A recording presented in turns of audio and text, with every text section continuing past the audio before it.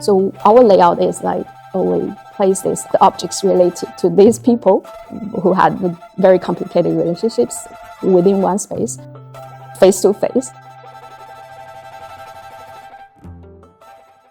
My name is Wenxin Wang. I'm the associate curator at Hong Kong Palace Museum. I'm also the co-curator of this special exhibition. So this exhibition is co-organized by Hong Kong Palace Museum and the Supreme Council of Antiquities, Egypt.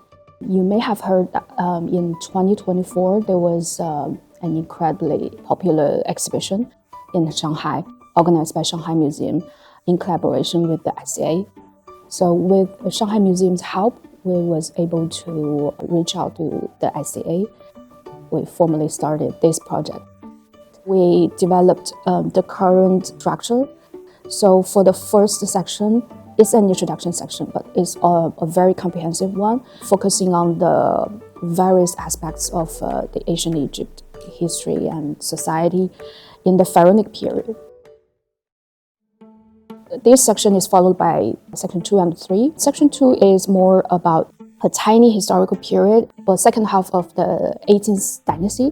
It's also one of my favorite spots of the entire exhibition because I call it a sitting room of 18th dynasty pharaohs. We have 5 generations of pharaohs and their family members, including Amenhotep III and his wife Queen Tiye, and Queen Tiye's parents who were buried at the Valley of the Kings. I mean, the royal couple's son, King Akhenaten, and Tutankhamun, who is probably the son of Akhenaten, but there's still quite a lot of debates going on. After the death of Tutankhamun, because he had no legitimate descendant, so his throne was taken firstly by his minister Ayi and then by the military general Horemheb.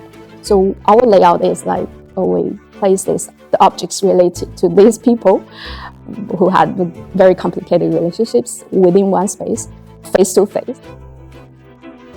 And also we have the third section is for the latest Saqqara finds. Arthropod coffins are not that rare. You can see them all over the world in like museums, European museums, North American museums, Australian museums.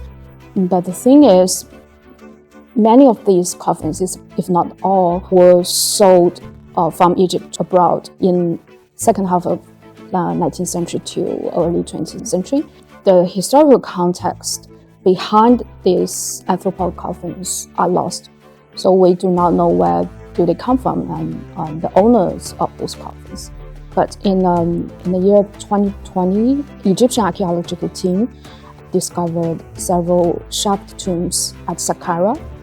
So each contains like dozens or hundreds of arthropod coffins. In this sense, the historical information is well preserved. And then we have the last section exploring from the pharaonic period to the Greco-Roman period, when Egypt was ruled by the Ptolemaic dynasty and also the Roman Empire. Actually, this time we also made a record because we have more than 10 multimedia installations for one special exhibition. The one I think that is most popular is the projection, the 3D lighting sculpture projection onto the colossal statue of Tutankhamun. We used this kind of new technology to recreate the lost parts of the statue and also the loss of colors on the surface. Another one that is actually beyond our expectation. That one is the making of a human mummy.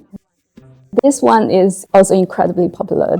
There's always a traffic jam in front of it. The only request from me to the designers was that the style of the video should not be too scary, so that the kids can enjoy viewing it comfortably.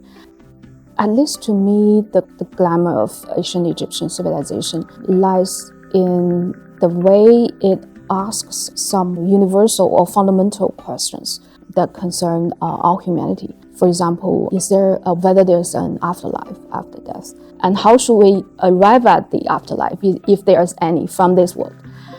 and also some questions concerning natural phenomena, such as why and how the sun rises and sets. The ancient Egyptians' answers to these questions also create a sense of resonance with modern visitors. But I think another thing is, which is also good, that through this exhibition, the Egyptian authority and our Egyptian colleagues, they gained better understanding of our museum for sure, and also the city of Hong Kong and China. And we have more mutual trust. So I think that's the essence of cultural exchange.